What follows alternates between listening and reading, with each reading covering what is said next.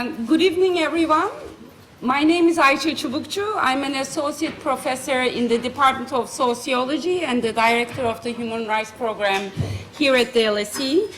As the convener of the Internationalism, Cosmopolitanism, and the Politics of Solidarity lecture series at the LSE, it's my great pleasure to introduce our 12th annual speaker in the series, and to welcome him, Professor Robin Celikates, who is sitting right here, as well as you, our audience, to the LSE tonight.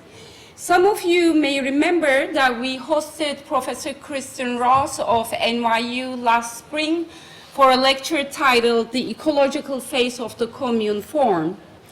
Now, Professor Robin Celikates is Professor of Social Philosophy at Freie Universität Berlin and the co-director of the Center for Social Critique, also in Berlin. He also serves as the co-chair of the board of the International Consortium of Critical Theory Programs, and he is also a co-editor of the journal Critical Times, Interventions in Global Critical Theory, published by Duke University Press. Among Professor Celikates' publications are Critique as Social Practice, his book that came out in 2018, and Analyzing Ideology, a book he has co-edited with Sally Haslinger, which is forthcoming from Oxford University Press soon. Professor Celikates is the author as well of numerous articles on disobedience, migration, and racism in journals such as Ethnic and Racial Studies, Journal of International Political Theory, New German Critique, and Jacobin.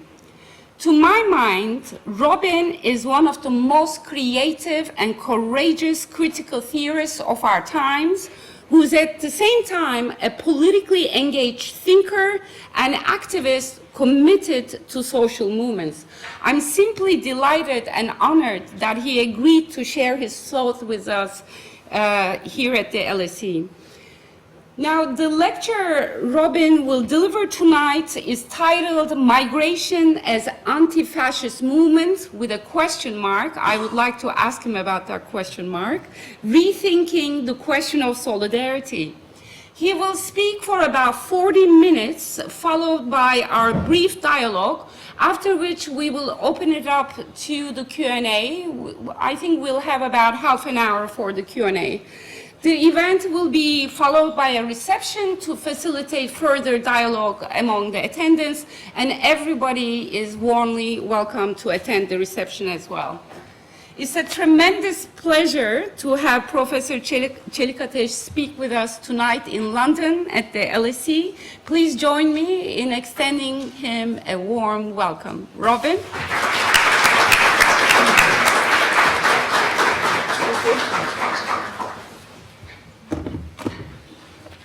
Thank you very much, Ayça, for this very generous introduction, and I would also like to thank you, Ayça, as a dear friend, colleague, and comrade, for inviting me to this very prestigious lecture series that was very generous as well, and indeed quite humbling, not least because of all the illustrious names that gave this lecture before, many of which have been sources of intellectual and political inspiration for myself for many years. So it's with a lot of excitement and a bit of nervousness that I give this lecture tonight. Thank you all for coming as well. I'm really looking forward to the discussion later. So let me turn to my topic, migration as anti-fascist movement. The question mark was maybe for PR purposes. I'm not sure, you'll see at the end of the talk. Rethinking the question of solidarity.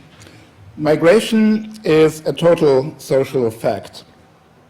As the French anthropologist Marcel Mauss understands this notion, a total social fact refers to a dynamic that, I quote, involves the totality of society and its institutions that animates the way that everything moves, end of quote. That is, a dynamic that is intertwined with all aspects of life, that structures and restructures, constitutes and reconstitutes societies as a whole, while at the same time transforming our understanding of the social. Migration today is also entangled with the multiple crises that shape our social world, from climate breakdown to the devastations caused by capitalism and war to the rise of authoritarianism and fascism. Migration has become a prime reference point for the political realignment around the far right, a target of crisis narratives, of moral panics, and of escalating political violence at the border and beyond, most graphically at the moment probably in the mass abductions and deportations by ICE in the US, but of course not only there but also here in Europe. While, as I will argue, migration can serve as a prism that reveals the structural dynamics of the crises of our time, the current tendencies of authoritarianism and of fascism obscure this connection and thus exacerbate the crisis dynamics. At the same time, wherever there is migration, wherever there are migrant struggles, both the daily struggles of precarious migrant existence in the act of migration and post-migration, and the more or less organized struggles in which migrants challenge and transform the border regime, as well as the politics of belonging, the forms of exclusion and conditional inclusion that they are subjected to. Migrant struggles have been among the most dynamic social movements of recent decades, and despite constant setbacks and structural obstacles, they have contributed to the further expansion of anti-racist, feminist, and anti-capitalist movements by fundamentally questioning the nation-state-based organization of social reality, of the reproduction of society, and at times even of those struggles. In what follows, I will argue that we should start from seeing migration, to borrow a formulation from Karl Marx, as a real or actual movement, wirkliche Bewegung is the formulation that Marx uses in the German ideology, that abolishes or transforms, aufheben, the present state of affairs. Marx adds that the conditions of possibility and of efficacy of this movement, of course he was talking about communism and not about migration, result from the world we live in, a condition in which, I quote, human beings exist in world historical rather than in local mode, in weltgeschichtlichem statt in lokalem Dasein. This formulation, I hope, captures the more than merely momentary or fragmentary or event-like force of migration, and how it is tied to spatially and temporally extended practices and forms of agency that I want to suggest are a form of constituent power or reconstituting power, a power that, in the sense evoked by Marcel Mauss above, structures and restructures social relations in their totality. Migration is a real movement in a dual sense. It is actual social movement, fundamentally cross-border mobility, that spans the globe and permanently reconstitutes the social reality we live in on a world historical scale, shattering the imaginary container of the nation-state and transforming the system from which it emerges and by which it is, of course, shaped.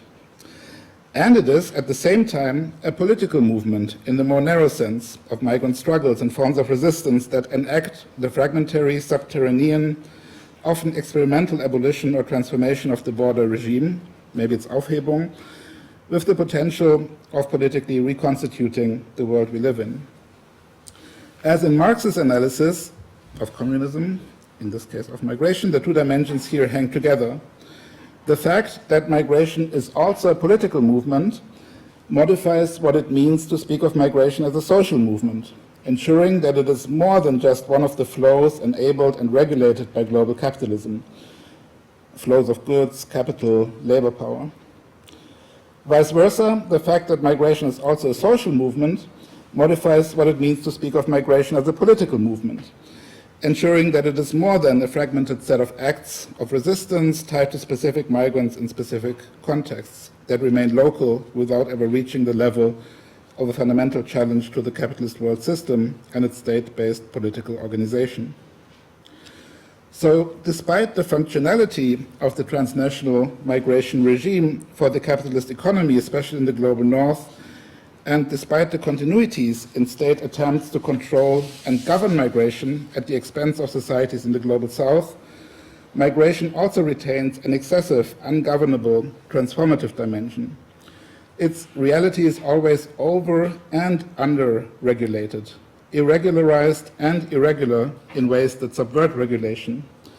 Migrants are excluded from self-determination in a national register, and migration is expressive of self-determination from below and across lines of separation, at the same time tracking and transforming transnational social relations. In the time I have tonight, I can only indicate some of the fundamental implications of this claim that migration is a real movement in this dual sense. And I will do so on three levels, or on three aspects, namely the epistemological, the social theoretical, and the political, ending with the question of fascism and anti-fascism.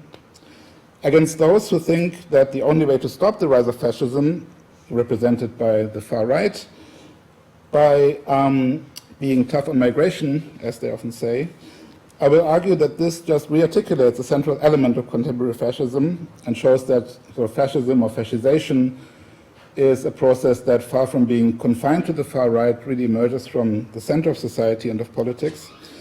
And I will, against that, argue that it is in fact migration itself that can today be seen as anti-fascist movement. So scrap the question mark.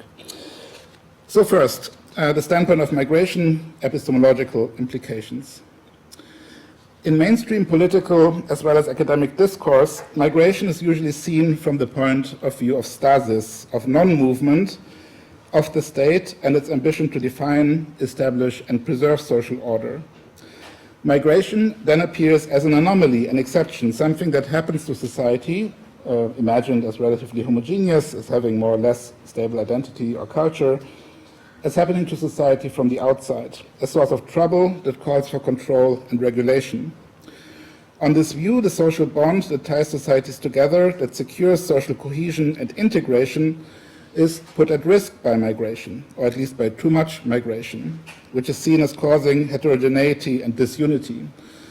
And this sounds like a right-wing story, but from Will Kymlicka to Wolfgang Streeck, there's also a kind of leftist version of the story couched in terms of the kind of cohesion that they take to be necessary for the redistributive measures of the welfare state.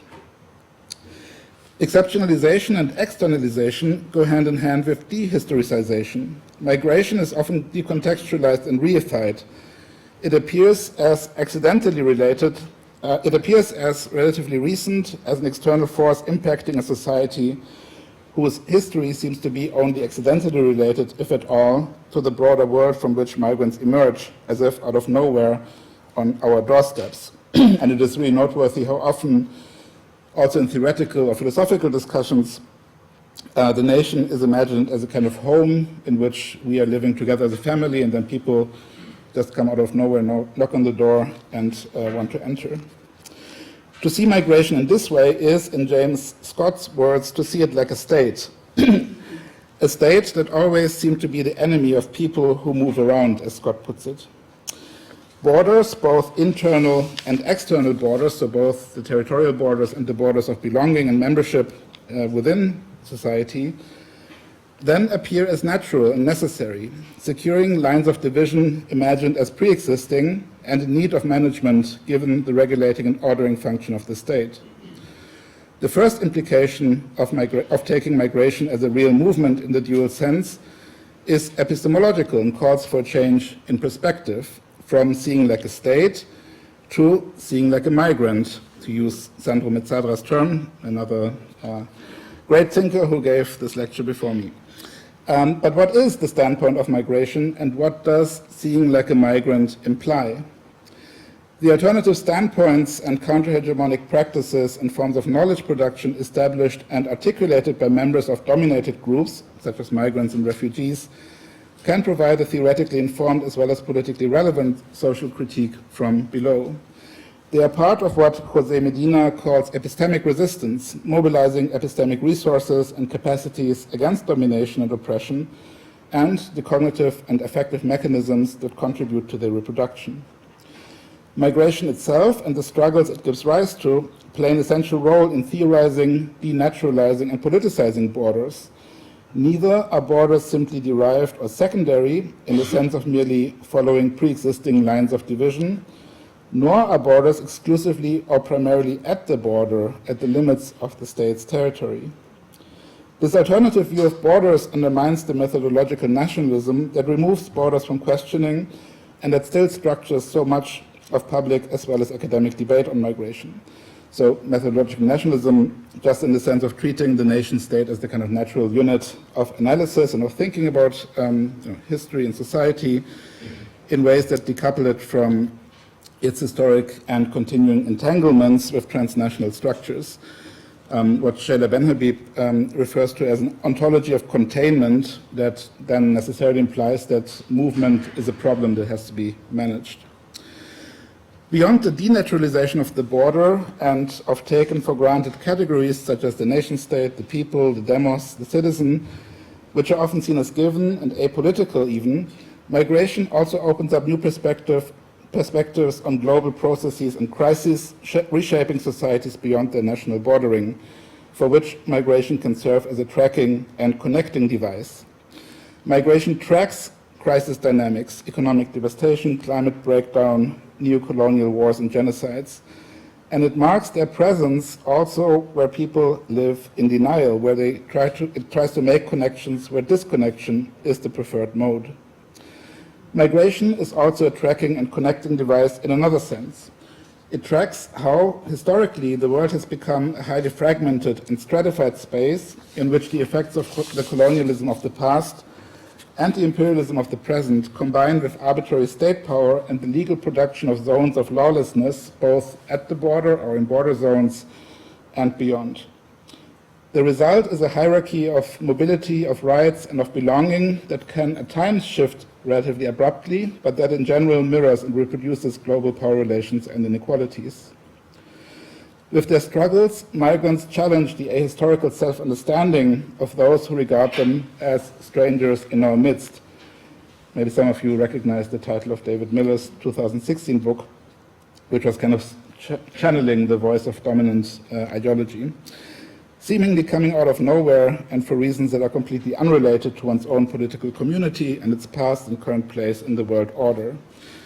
They confront our imperial way of life and the public amnesia that shields the privileged access to economic and political power enabled by the international border regime with historical contexts and continuities, as well as persisting forms of economic and political domination beyond the nation state. There's a big literature on this. Gominda Bamra, Harsha Walia, Wissen and Brandt, and many others have written on this in important ways. This public amnesia is a form of motivated ignorance that Charles Mills calls global white ignorance. The refusal to acknowledge, I quote Mills, that a system of illicit racial empowerment and disablement inherited from the past may still be at work, reproducing unfair privilege and handicap at differential racial poles through a wide variety of interlocking societal mechanisms. Now, the international border regime and the way in which it excludes, marginalizes, racializes, and governs migration is an essential part of this system. It is also an essential mechanism for its symbolic, ideological, and material reproduction. Beyond its manifest violence, the imaginary and ideology of the border makes it seem as if the unsustainable way of life lived in the global north, at the expense of exploited, expropriated, dominated, and abandoned populations elsewhere and at home, is disconnected from what happens outside of the borders of one society. Prominent slogans of migrant movements, such as "We didn't cross the border crossed us," and "We are here because you were or you are there," highlight the historical connections traced by migration and their political implications against the global white ignorance that seeks to shield existing relations of domination from being criticized and challenged. They remind us of how and by whom the conditions under which people are migrating and fleeing have been produced. In a world in which nation states claim a unilateral right to control their borders, migrant and refugee movements have the power to challenge a whole way of life and a political imaginary that abstracts from its own structural implication in the production of the conditions from which people flee.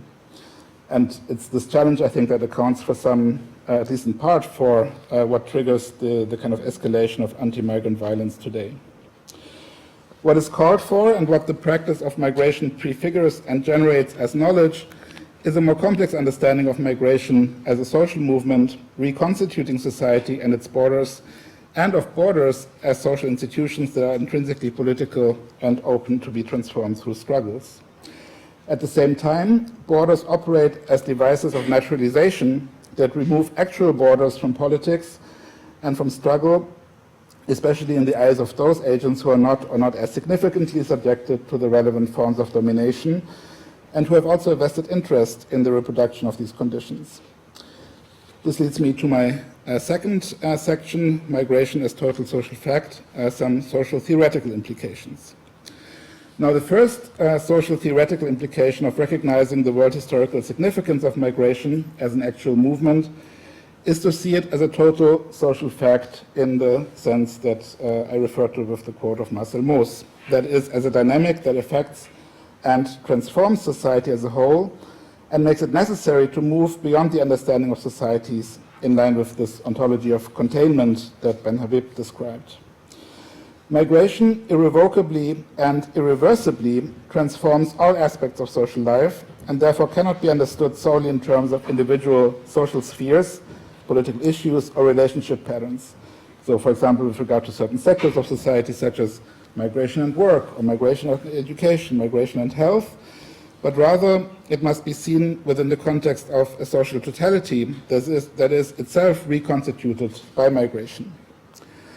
In addition to seeing migration not as a separable phenomenon or a sectoralized phenomenon, but as a total social fact, the approach I'm sketching here also involves reconceptualizing society through migration in ways that recognize forms of relationality and interconnectedness that transcend and subvert the divisions created and invisibilized by national borders. This perspective is incompatible with the methodological nationalism I discussed above. It is also incompatible with the discourse of social integration or social cohesion that is a substantial implication of this methodological nationalism. And I'm not entirely sure about the UK, but in Germany, integration and cohesion are total buzzwords. So if you want a big grant, that's the terms that you should use, and that's what you should try to enhance and strengthen cohesion and integration. Usually thought of as a unidirectional process in which others, imagined as foreign, are under the obligation to integrate into a we, imagined as relatively homogeneous and given. Integration is tasked with securing a cohesive social order and its reproduction. But understanding society in terms of integration and cohesion is both conceptually confused as well as politically dangerous. To begin with, discourses of social integration and cohesion usually involve a top-down framing, imposing a dominant understanding of society, its presumably shared history, identity, and culture on minoritized and marginalized groups, and those who are seen as not fitting or not yet fitting in. In this vision of social integration, the terms for integration are set in advance, and they are not open to renegotiation by those who are situated on or positioned at the margins of the imaginary body of the social. What is more, the terms of integration and cohesion are often intricately linked to nationalist and supremacist imaginaries of the community as homogeneous and defined in essentialist terms to which others then have to submit. Under these conditions, inclusion and belonging will always remain temporary, conditional, and differential. So many of you will know this experience. You can try everything that was officially demanded, and you might even be temporarily or conditionally accepted, but it can be revoked and it can be submitted to new conditions, etc.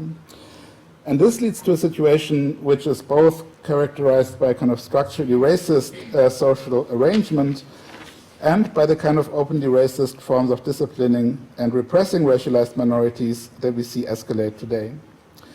And where just the conditions of integration can be kind of, laid out in more or less repressive terms depending on the political will of those in power. In these ways, presumably non-racist discourses, such as integration or social cohesion, reproduce racialized hierarchies and an understanding of politics that is anchored in an identitarian logic. Finally, dominant discourses of cohesion and integration also serve to assimilate and contain social struggles against structural injustices and forms of domination, in converting them into struggles for inclusion into a social structure that is itself left unchallenged and unchanged by those struggles. In contrast, transformative or radical social struggles resist conversion into reformist claims for inclusion, seeking deeper structural change in response to the multiple crises plaguing the status quo.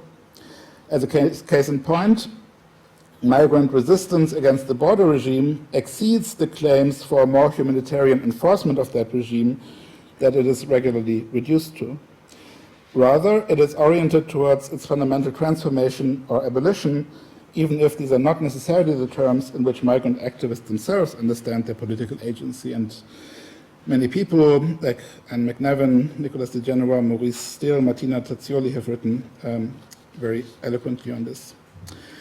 While the ethno-nationalism and supremacism underlying much integrationist and anti-migrant discourse today appears radically at odds with a social reality irrevocably shaped by migration and transnational connections, it is also remarkably persistent and increasingly reinforced and normalized by the restructuring of the political field around right-wing positions.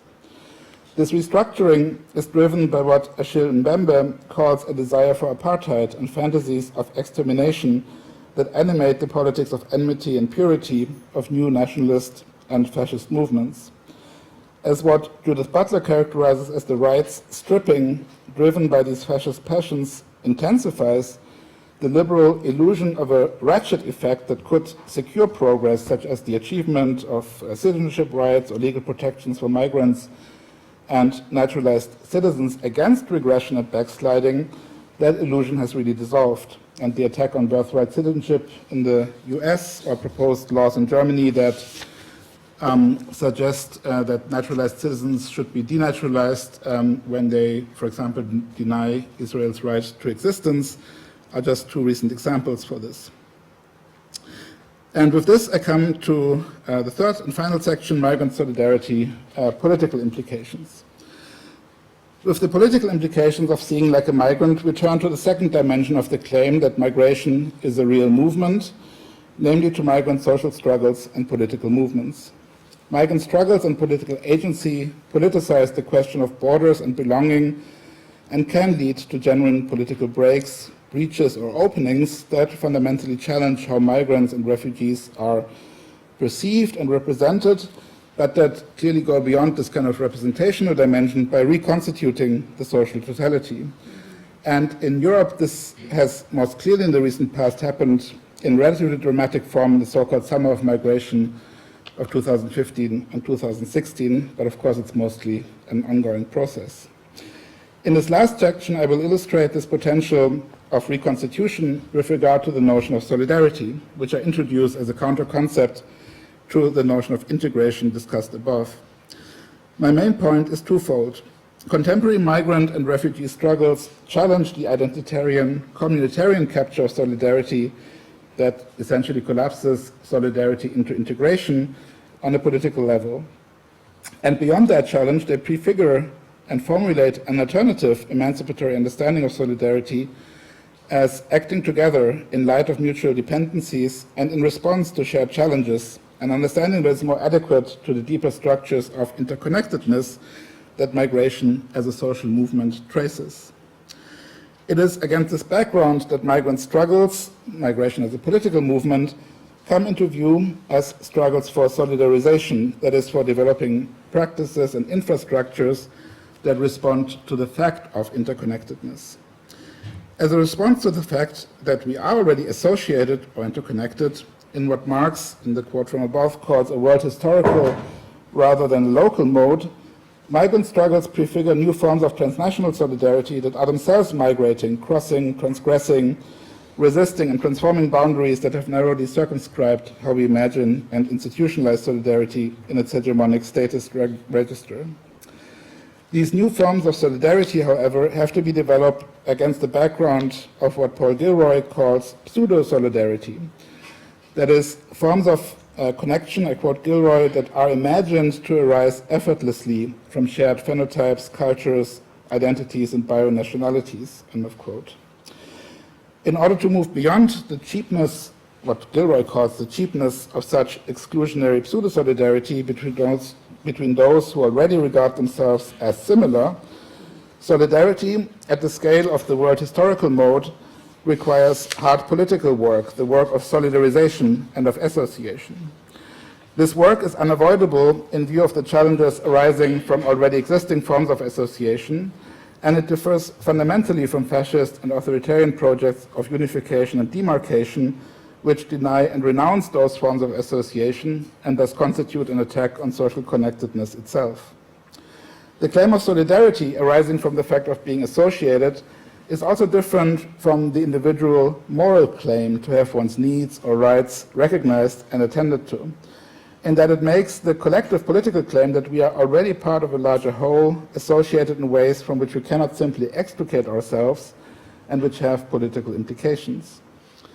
According to the legal scholar and former UN Special Rapporteur on Racism, Tendayi Achiume, one such implication is to see irregularized migration, or is sometimes called illegal migration, as a practice of anti-colonial resistance. That is, as a genuinely political practice, which requires us, I quote her, to supplant the extant international legal fiction and logic of formally independent autonomous nation states, each with the right to exclude non-nationals as a matter of existential priority, to contrast that fiction, what she calls a fiction, with the logic and ethics of imperial interconnection, specifically colonial and neo-colonial interconnection that actually exists today. And this leads her to the reconceptualization of third world migration to the first world, her terms, as an entitlement of neo-colonial imperial membership on grounds of political equality, end of quote. The counter-hegemonic register of solidarity emerging from such practices starts from the diagnosis that hegemonic forms of pseudo-solidarity are constitutively exclusive. That is, they are exclusive not merely in the sense of being sort of under-inclusive, we just forgot to include some people, but we can easily include them now, but rather in the sense of being constitutively exclusive so that their genesis and continued functioning continues to rely on racialized and also class-based forms of exclusion, as well as differential and conditional forms of inclusion. And it is precisely this impossibility of remedying or transforming their own exclusionary logic, at least beyond a certain point, that makes these forms of apparent solidarity into cases of pseudo-solidarity. Now, in his really wonderful 1925 text, Worlds of Color, W.E.B. Du Bois provides a compelling example of this logic with regard to working class solidarity. Blinded by what he calls ceaseless propaganda and the resulting myths of white supremacy, he argues that white labor, in its desire to dominate colored labor, ends up empowering white capital. The racialized social bond, this form of pseudo-solidarity, is falsely seen as overcoming the class divide, and while white labor is beginning dimly to see this, in Du Bois's words, colored labor knows it. That is, colored labor, black workers, identify that social bond as a form of pseudo-solidarity. Similarly, epistemic resistance implicit in migrant struggles challenges entrenched forms of global white ignorance that fuse a state of not knowing, of not needing to know, with the will not to know, not to give up the however precarious privilege of not having to know, thereby fueling a brand of white innocence whose denial of the reality of racism is suspiciously aggressive. As existing pseudo-solidarities are structurally premised on and functionally presuppose exclusion or differential and conditional inclusion, merely asking for inclusion into or expansion of pre-existing forms of solidarity falls short. Hence, as Du Bois emphasizes, instead of grounding one's claims in the hope of being included in what he calls a world long united in a determination to make the colored worlds contribute to its comfort, subordinate themselves to its interests, become part of its machine, what is called for is, again, Du Bois's words, a tremendous revolt against the pseudo-solidarity of the West, a step that requires nothing less than the giving up of the idea of an exclusive white man's world, end of quote.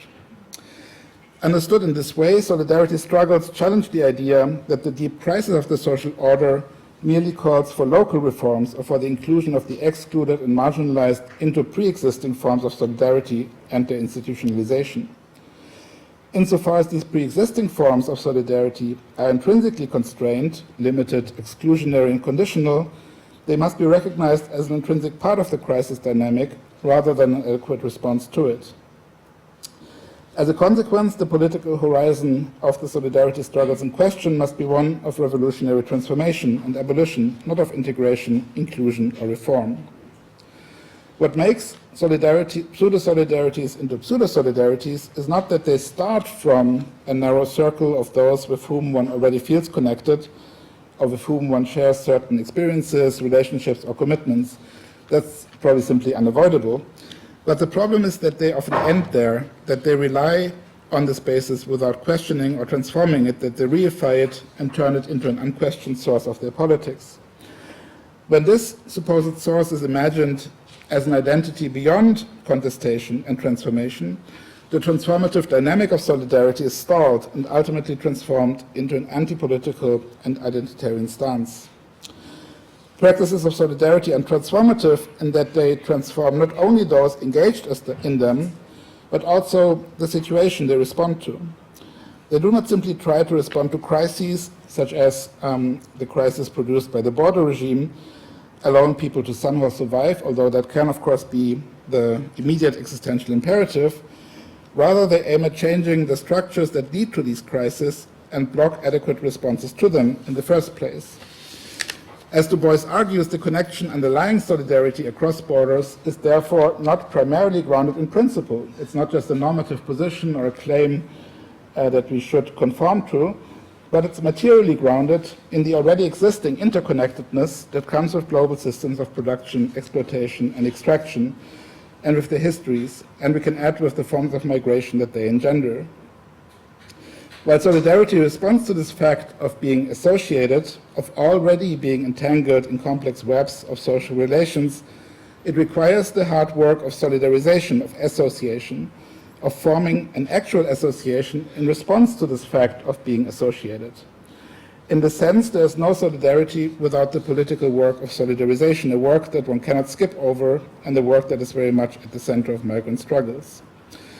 Both migrant struggles and the crises of our times reveal the pseudo-solidarity is cheap in a second way too, because it serves a primarily ideological function and in the end mostly leaves people hanging in the air, especially when it proposes to respond to crises without addressing their deeper dynamics and causes.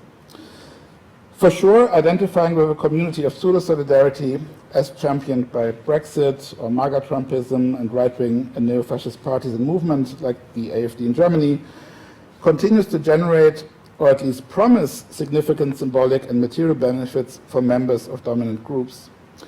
As Du Bois suggested, however, white supremacy is also an epistemic obstacle that prevents white labor from seeing capitalist and imperial exploitation for what they are, structurally asymmetric relations that are necessarily to the detriment of workers as a group.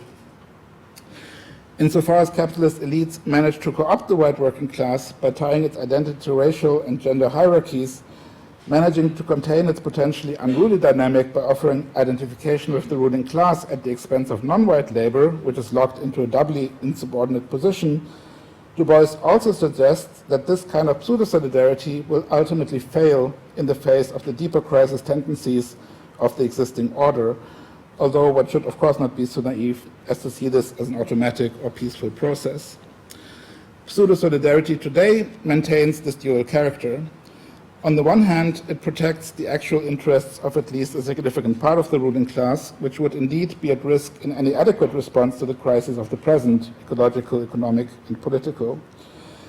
On the other hand, this pseudo-solidarity also allows for a kind of mass mobilization under the banner of self-defense, the self-defense of those who think of themselves as rightly belonging and of having to secure their possessions, but in a way that actually blocks an adequate response to and even a proper understanding of the crisis that would be, in the end, in line with the interest of the many. Now, this recalls the analysis of anti-Semitism in the early Frankfurt School. On Adorno and Horkheimer's interpretation, anti-Semitism, and we can theorize also racism, conceal the structural sources of actual, anticipated, and imaginary suffering and personalize them in the Jew or the migrant, thereby diffusing social conflicts emanating from the structural contradictions of the social order and the suffering it produces.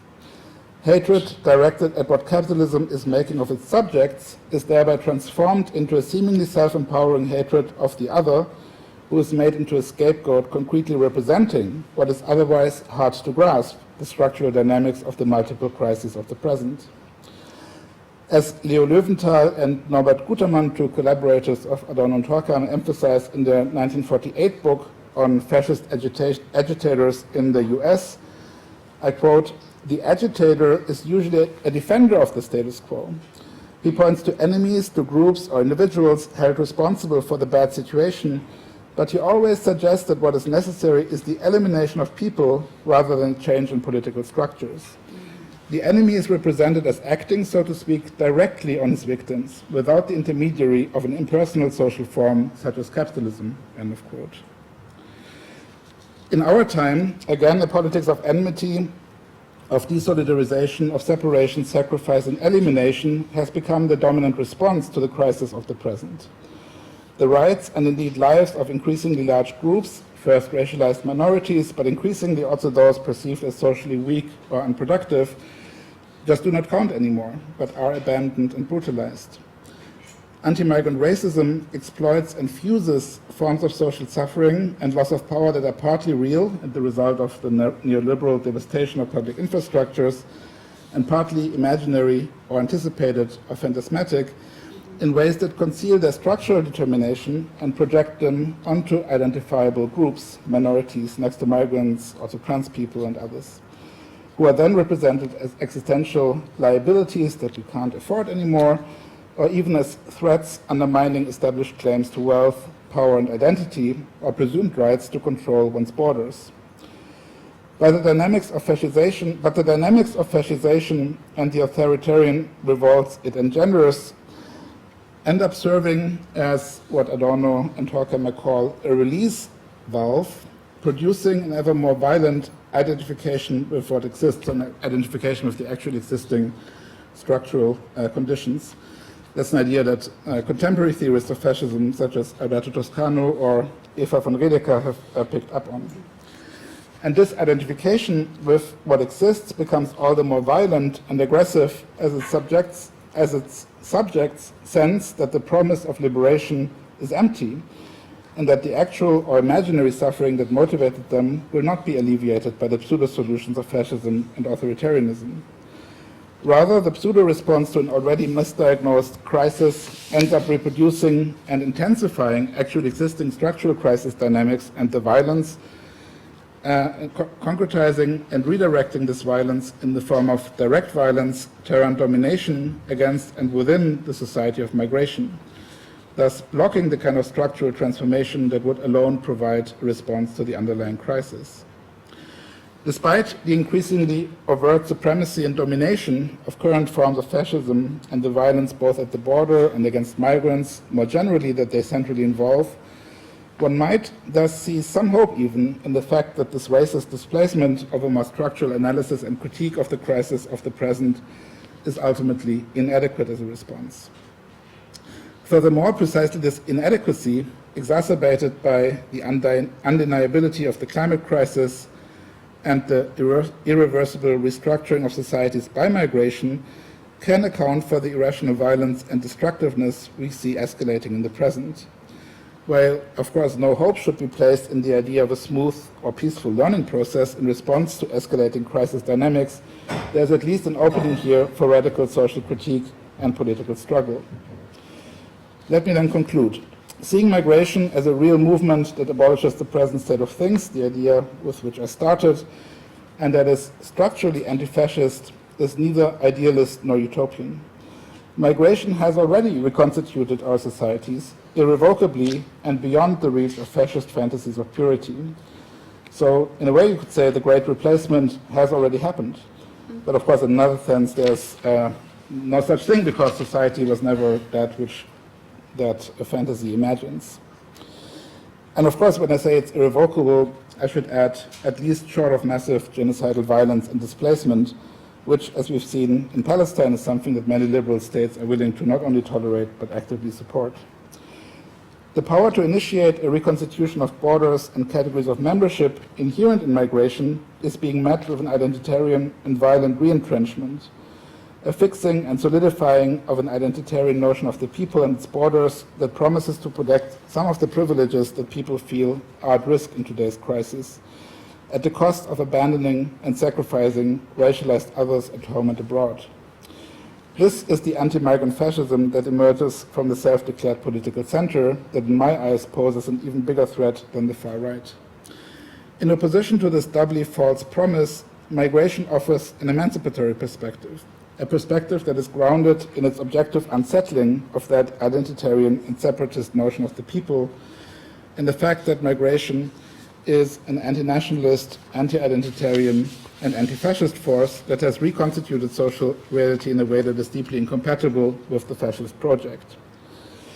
As I tried to show, it is thus migration in its dual structure as social and political movement that pushes us to recognize the crises and challenges of the present at the scale of the world and as requiring forms of solidarity that account for that scale.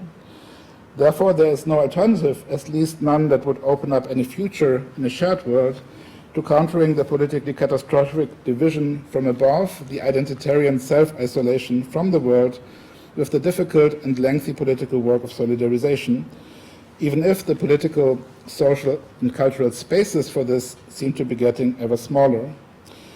Maybe we can find a little bit of hope in a final return to Marx and his figure of the revolution as the mole working through the ground, shrouded in obscurity. The world historical force of migration as a real movement that abolishes the present state of things might be another incarnation of that mole, whose movement cannot be integrated into existing conditions and therefore undermines and transforms them in a persistent, albeit not always obvious way. In the words of Nick Estes, reformulation for the longue durée of radical indigenous politics, which in this respect I think converges with the transformative emancipatory force of migration, I quote, "Hidden from view to outsiders, this constant tunneling, plotting, planning, harvesting, remembering, and conspiring for freedom, the collective faith that another world is possible, is the most important aspect of revolutionary, and we may add, anti-fascist work." Thank you very much for your attention.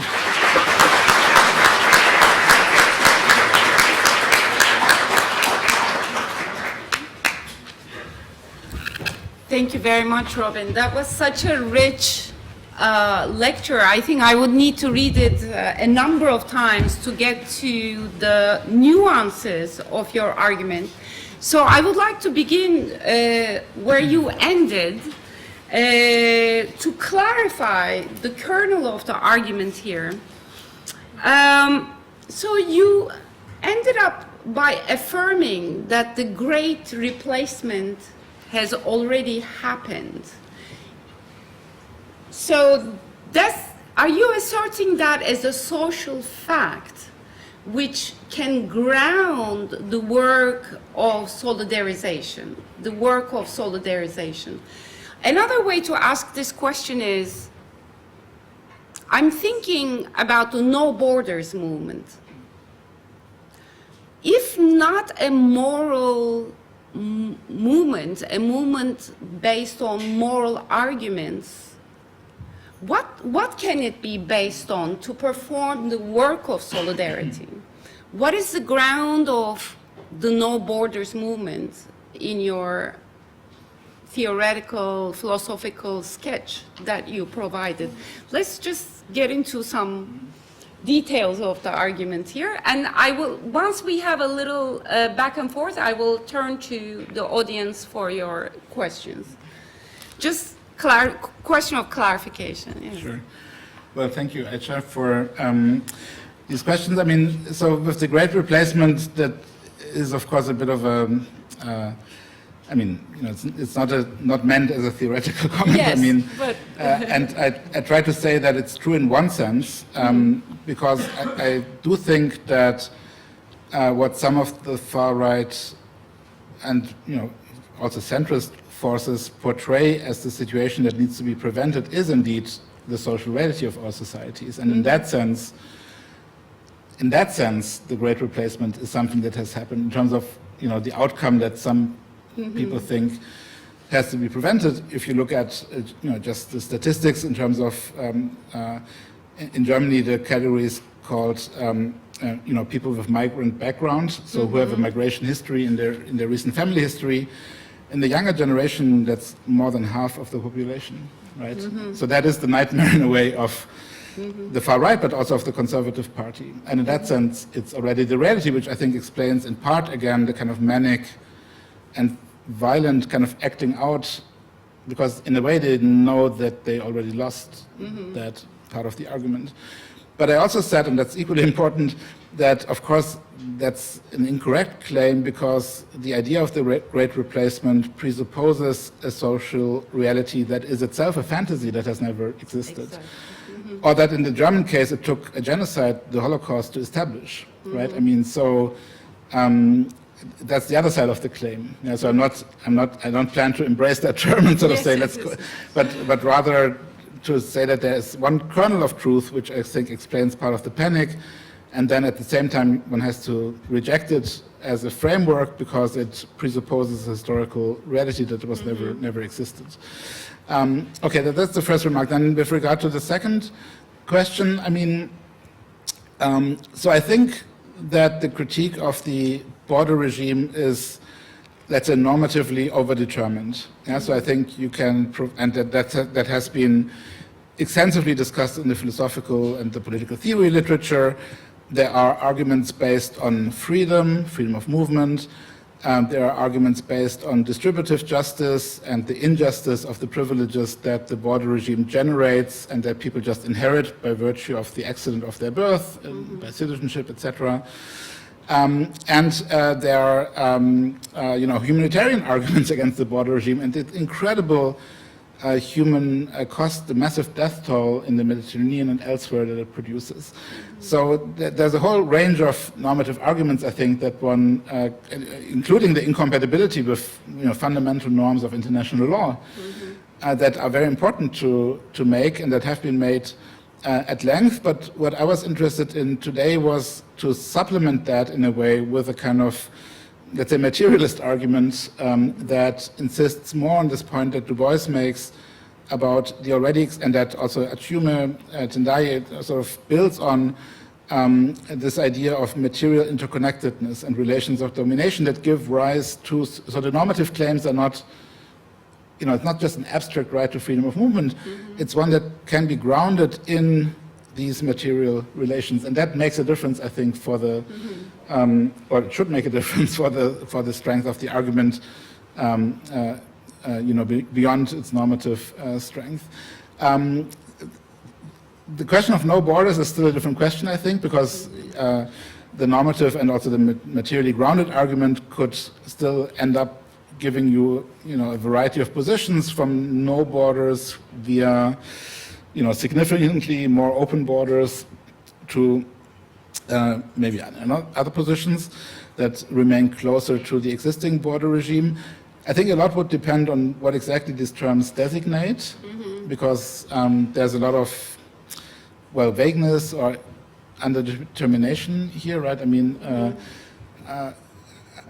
in principle, I'm very sympathetic to the no borders position, but at the same time, borders are very fundamental for how our world is organized, and they're very fundamental for how human beings relate to the social and political world. So it's maybe easier said than done, or easier said than spelled out what no borders would really mean. I take that very much from Etienne Balibar's argument about the almost anthropological, which doesn't mean natural because it's an anthropology that has emerged historically, but the almost anthropological status that borders have acquired in our ways of relating to the world.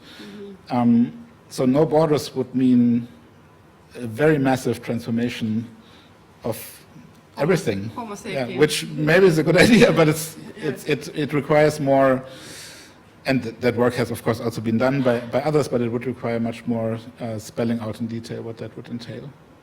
I have a ton of questions. Let me get the sense from the room.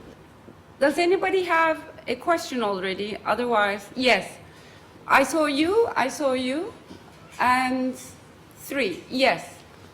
Please, the microphones are rolling, please.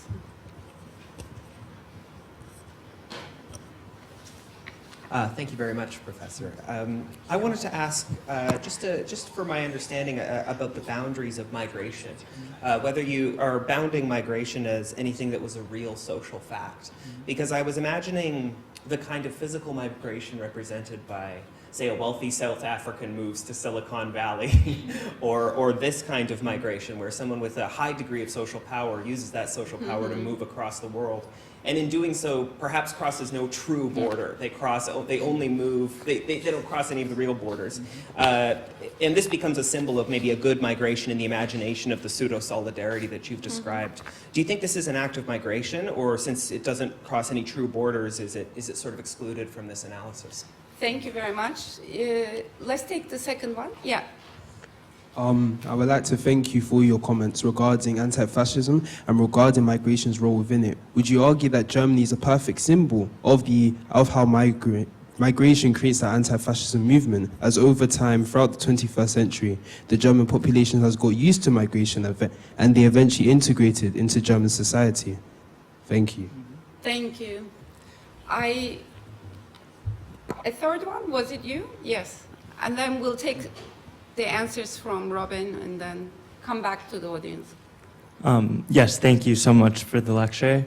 I'm curious how you account for, or how you think we should account for, the kind of increased normalization of a more fascist position on immigration and migration.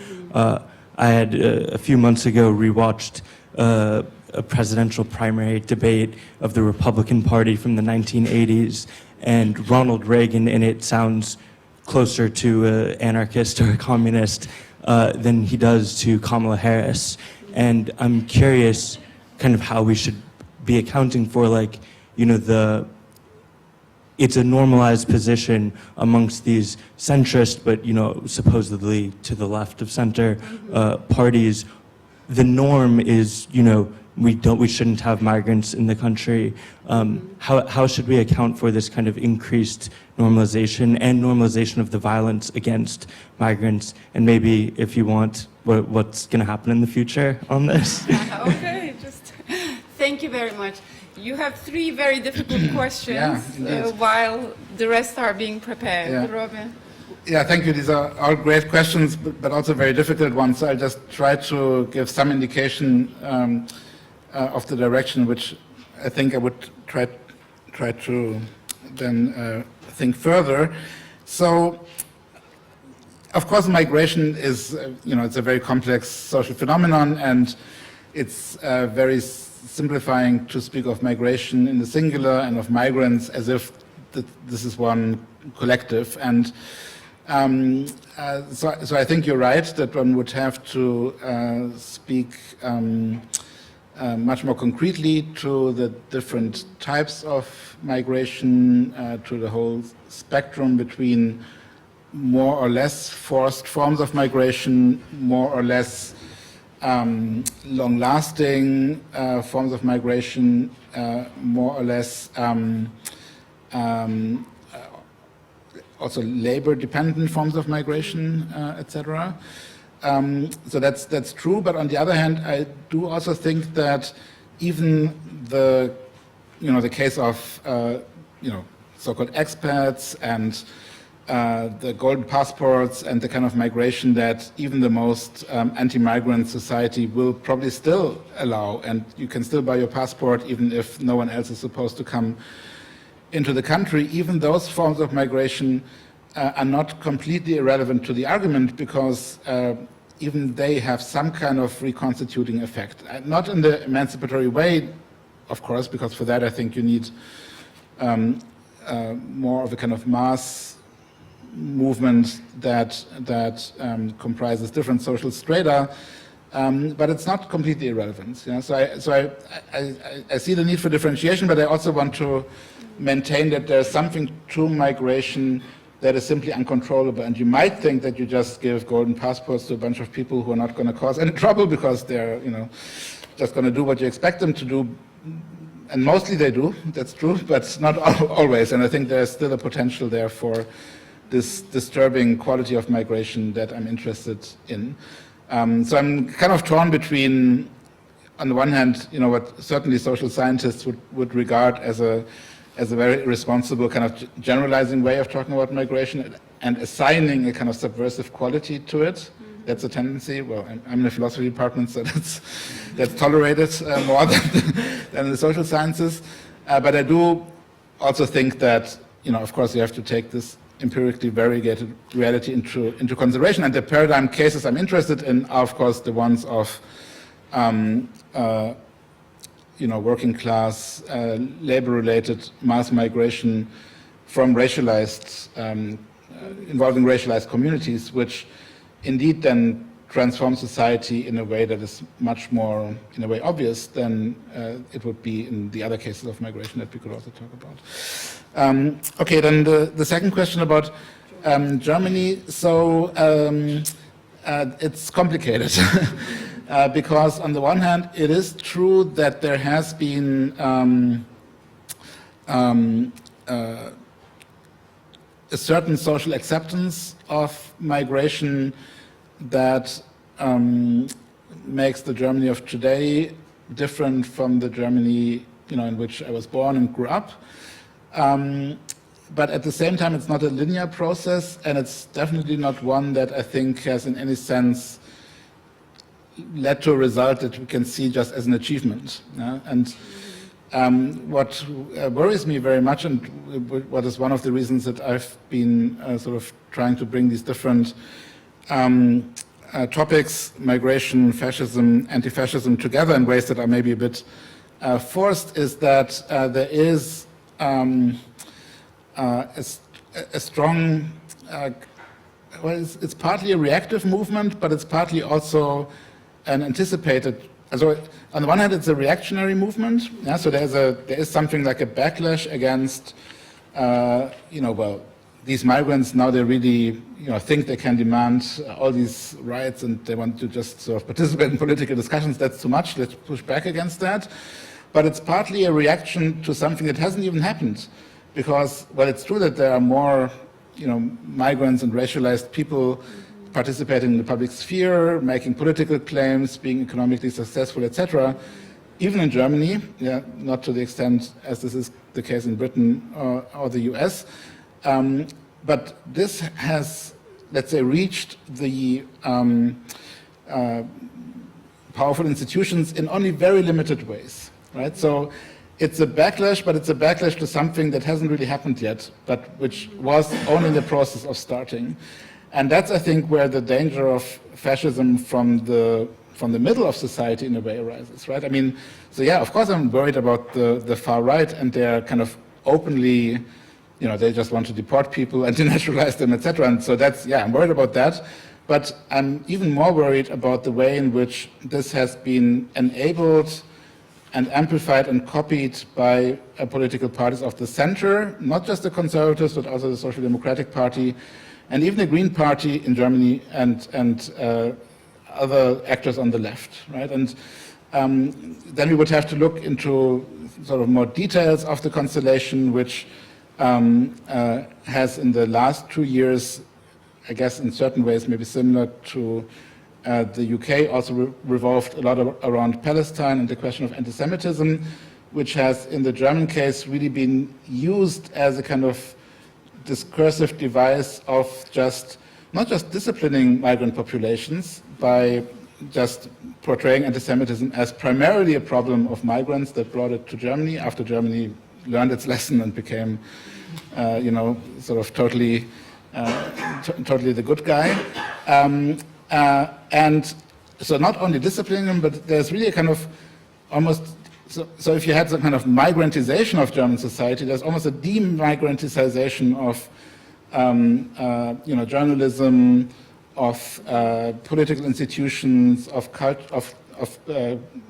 culture, the arts, etc., where a lot of gains in migrant participation are pushed back under the pretense of fighting anti-Semitism, and that's very worrying because it's not addressing the actually existing forms of anti-Semitism in Germany, which are still primarily located on the far right, but also because it's just a cover for anti-migrant, racist, kind of nativist politics, but with the support not just of the far right, but of the center, because they think, yeah, we should fight anti-Semitism. So that's why I think the German situation is very complicated, unfortunately not such a success story after all.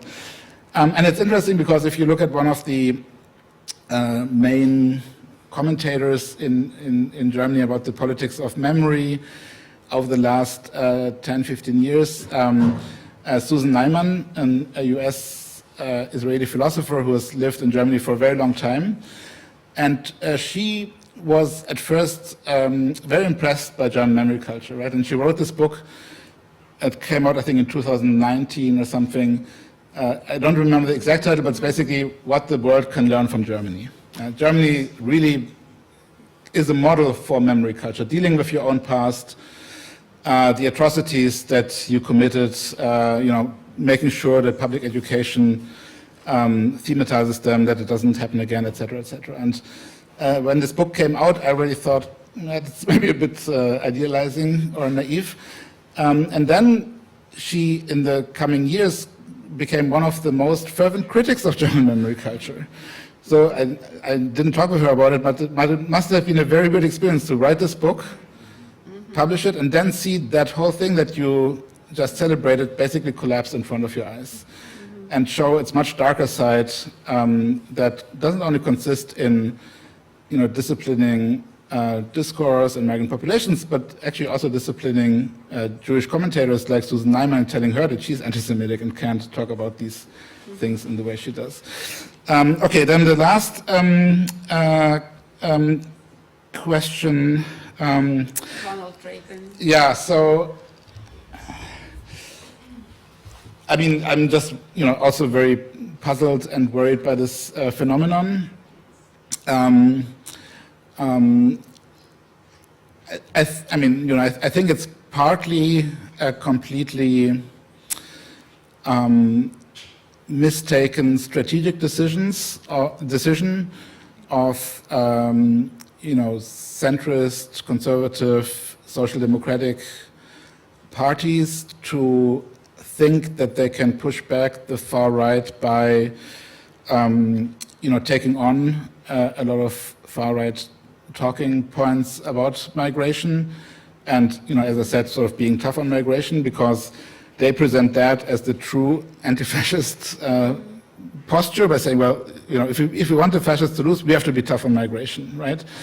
And that just contributes. I mean, there's a lot of empirical. I'm not a political scientist, but there's a lot of empirical studies that show, from the Netherlands via Germany to the UK, and you see it with Starmer, I guess. Yeah, it's obvious that it doesn't work. One party after the other collapses in front of a far right that gets stronger and stronger. If you think that you can somehow push back by essentially repackaging far right content in labor or social democratic or Christian conservative form. So that's one side of the argument. But on the other hand, you kind of think, well, they can't be strategically that stupid, so maybe it is really what they believe, right? I mean, or maybe those fractions in those parties that have this kind of nativist or supremacist identitarian orientation have just become dominant. And then, again, this is something, we could talk in detail about how within the German Social Democratic Party, after a certain while in which you had more migrant and racialized members become more prominent, there was really a split, and many of them were pushed back, and only those who completely fell in line with the more right-wing tendencies would progress further. And so it's a complicated question. I see these two tendencies. I think there can't, so politically speaking, I think there should be no compromise at all on the level of this kind of scapegoating of migrants for the structural crises that are real.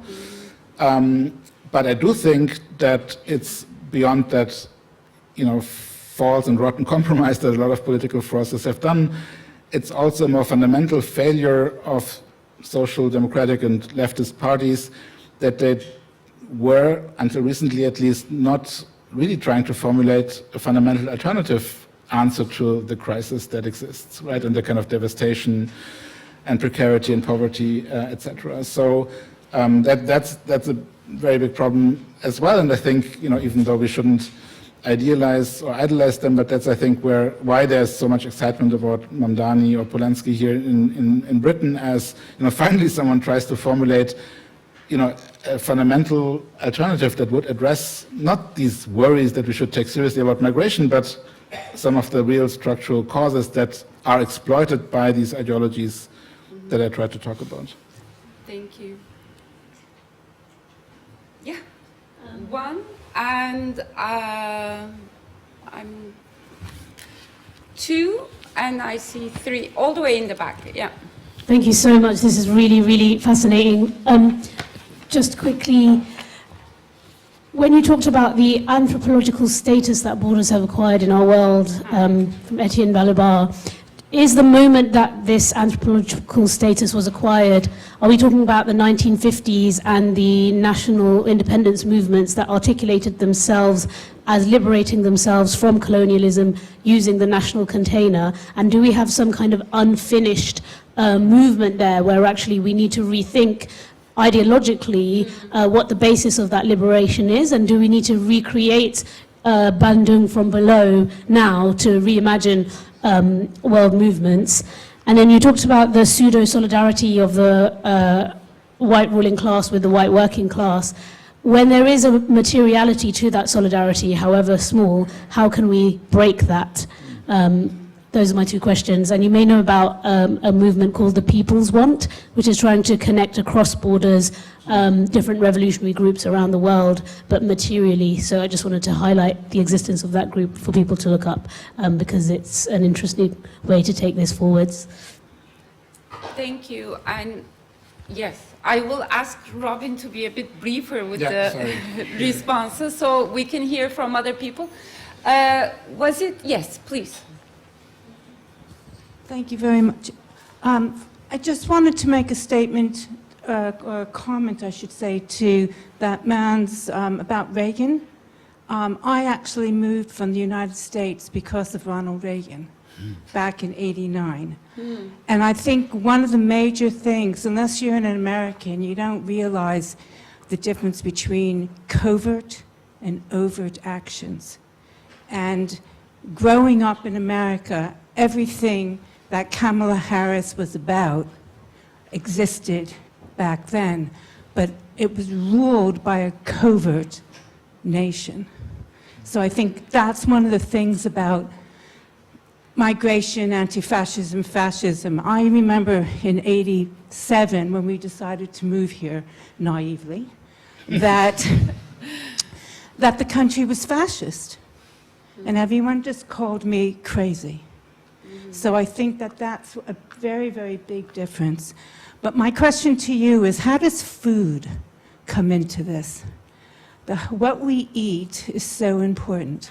And being a nation of migrants, one of the things that strikes me is on the far right, those of you who are on the far right marches, they can call for white supremacy, but they're eating Lebanese kebabs. So where does food come into fighting this, the migration? It connects to the materiality that Robin was talking about. All the way in the back there.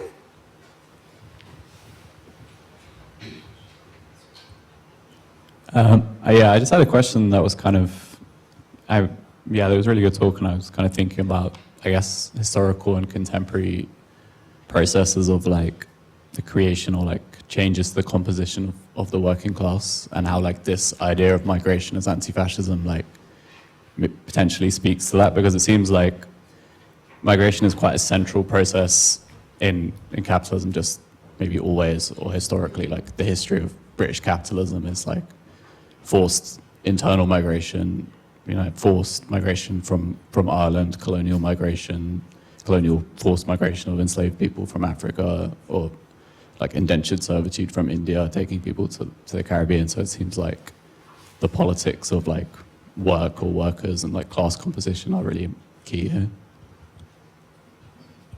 Okay, let's take one. Does everybody have a burning question? Otherwise, I'll turn to Robin, and we have time for one more round, if we could. I'll keep it shorter. Shorter, yes. Thank you. Okay, thanks again for really great questions.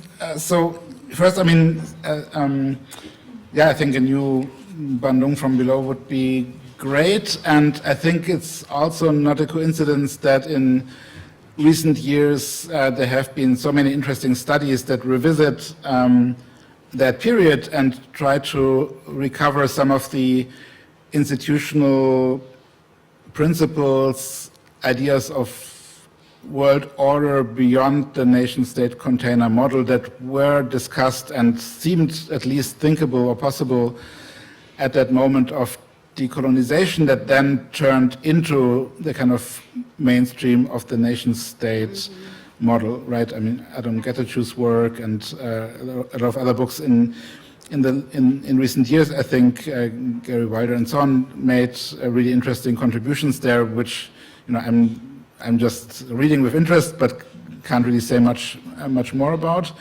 But it is an interesting, also political theoretical question today, of course, whether national liberation struggles, how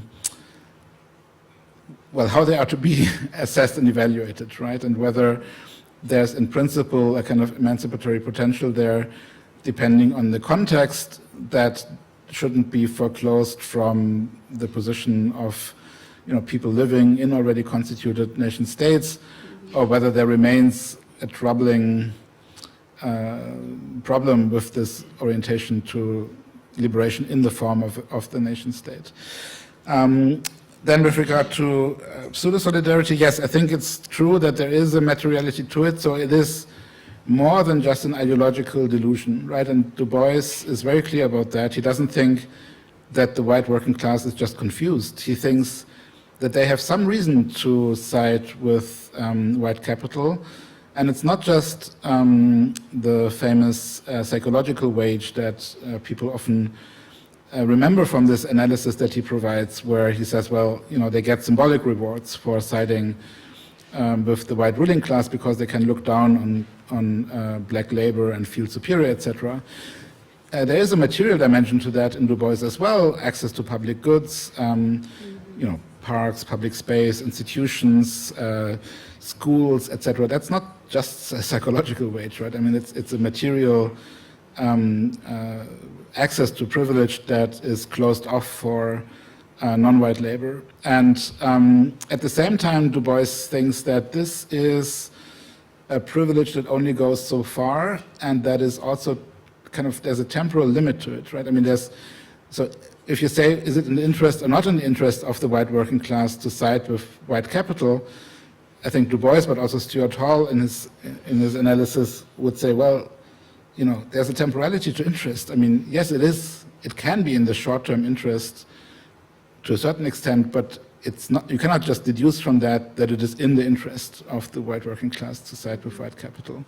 There's also a fundamental misalignment between the material interest of the white working class and of white capital, and there's a fundamental alignment between the interests of white and migrant labor in the UK, for example, that Stuart Hall talked about it. But that's precisely where the work of solidarization then has to come in, because there's no, if it's not just ideological, it's not just a matter of knowledge. So it's the work of solidarity would be much easier if it were just ideological, right? Then it would just be kind of political education. But it's much more complicated, the work of solidarization. Then with regard to the second question, maybe only two things. I mean, one is apropos Reagan and the question of when does fascism start. I mean, the black radical tradition, which has Angela Davis and Cedric Robinson and many others who have written about fascism in US history, and Alberto Toscano and others have returned to that tradition, makes the very important point that fascism can exist in a society without the majority of that society being exposed to it, right? So fascism for some has been very obviously part of the reality, not just of the US, but also of most European countries. at the border, in detention camps, in the prison, in the zones of lawlessness where violence is not just enabled but welcomed and celebrated, but at the same time invisibilized, or at least not experienced as such by large parts of the population. And yeah, with regard to food, that's an interesting point. So on the one hand, the anecdote that you refer to is telling. On the other hand, it's also telling how maybe that's a German particularity, how few of my German colleagues could still pronounce the simplest Turkish words or eat with chopsticks, etc. So it's complicated. And then with regard to the last point, yeah, I think that's a very important point, and one that, let's say, the historical sociology of migration has made really interesting contributions to that. I think are also theoretically very relevant. So especially the work of Inés Valdés comes to mind here, where she traces the kind of continuity between, with regard to the US now, more than the UK context in her work, of the procurement of, cheapened labor through, well, first enslavement, then other forms of indentured labor, and then especially,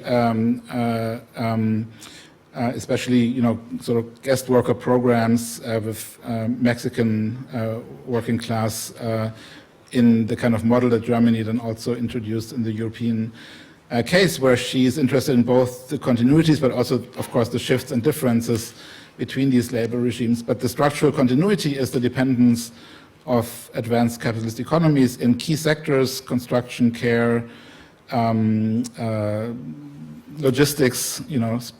As we remember from the pandemic, that was one of the kind of, and for a lot of people, a surprise that they realized, all these logistics workers who are dying are all not white and migrants and so on. Yeah, so this is a continuity that I think this makes obvious. But yeah, thanks.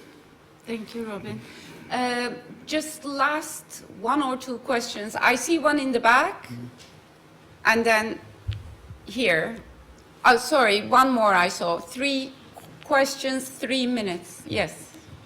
I have a question about the temporality and solidarization, specifically relating to the migration in the past, meaning also of an ontology of already migrated. There are people who have once were migrants and but have been sort of settled in some ways through this highly racialized regime of integration or other sort of contextually specific means, and they in some way become disinterested or antagonistic towards migrants of the contemporary era. So I'm sort of, the question relates to how do we conceive of solidarization in relating to those who have already occupied with this ontology of migrated, I guess. Yeah, thank you. Let's take the second one here. Thank you. Hiya.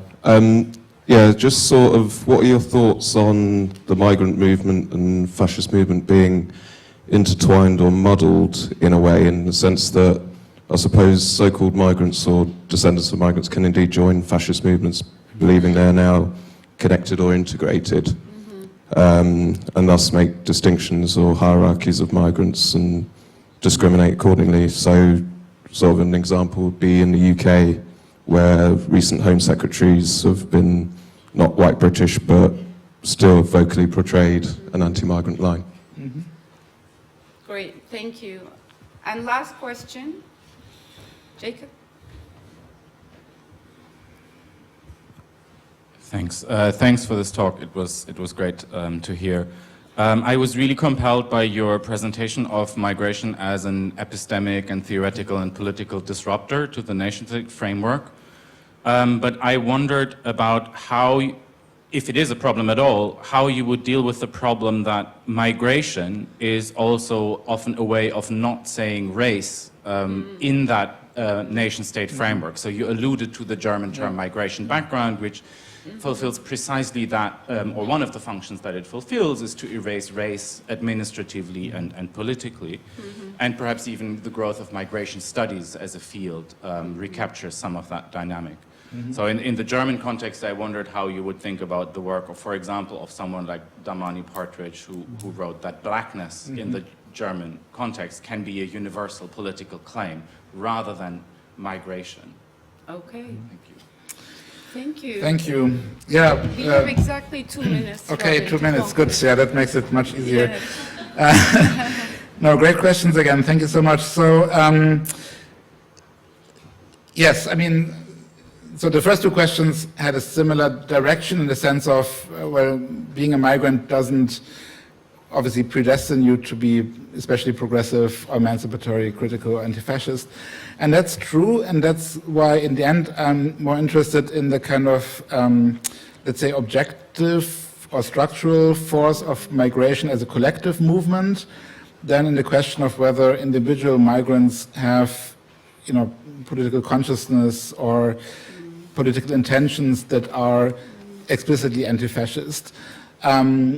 Although I'm very interested in the question of why it is that empirical individual migrants, you know, vote for Trump or join the AfD, etc., or become, you know, home secretaries and basically say my parents should never have come here, or I should be deported in a different life. That's a relevant question, but the argument I was trying to make was more on the level of the structural effects of migration as a kind of collective movement, because on the empirical level of individuals, there's of course also a lot of counterexamples and empirical studies that, you know, show that, I mean, just two examples off the top of my head, that, for example, yeah, racialized communities in Poland were much more likely to help non-white Ukrainian refugees when they came fleeing the Russian invasion than white Poles, right? Because they knew what it means to be racialized and excluded from solidarity, and so they were very active in trying to build infrastructure. Although they were already settled and didn't need that in a way, so it was not a kind of you know, instrumental exchange. They were very important in setting up infrastructures of solidarity for them. And yeah, so that's the direction I would try to argue there. And yeah, at the same time, it is a puzzle, and you know, sometimes now you have in U.S. media, you have people being interviewed who are, you know, Latinos, for example, who voted for Trump, and you get all kinds of responses. I mean, you know, some say I would vote for him again. Most say, well, you know, that's not what I expected, in a way. So the empirical evidence is kind of complex, I think. But yeah, the argument would be more on the collective structural side of things. Then with regard to the last question, I think that's a really interesting one. My thought is that in a way it goes in both directions. So yes, often talking about migration is a way not to talk about race, and in these contexts we should talk more about race and racism and racialization, because of course, again, returning to one of the first questions, it's never migrants as such who are the problems, but always already racialized populations that are then often even addressed as migrants, even though they're not migrants in any kind of conceivable usage of the term, right? So they can be German, like for 2 or 3 generations, but they're still migrantized because of their racialized identity.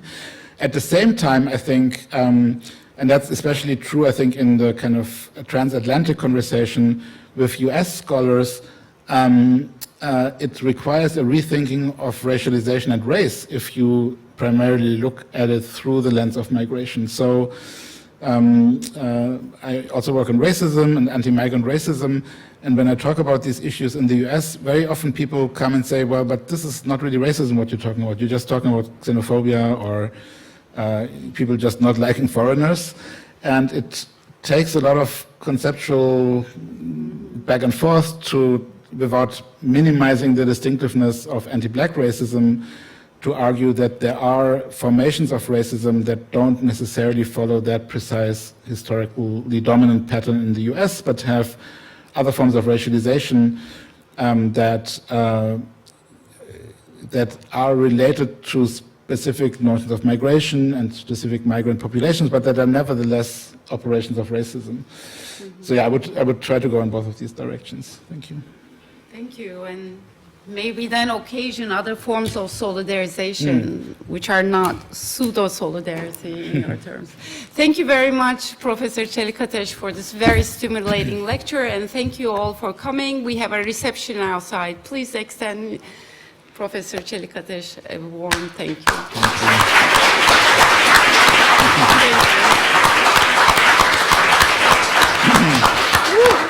Thank you.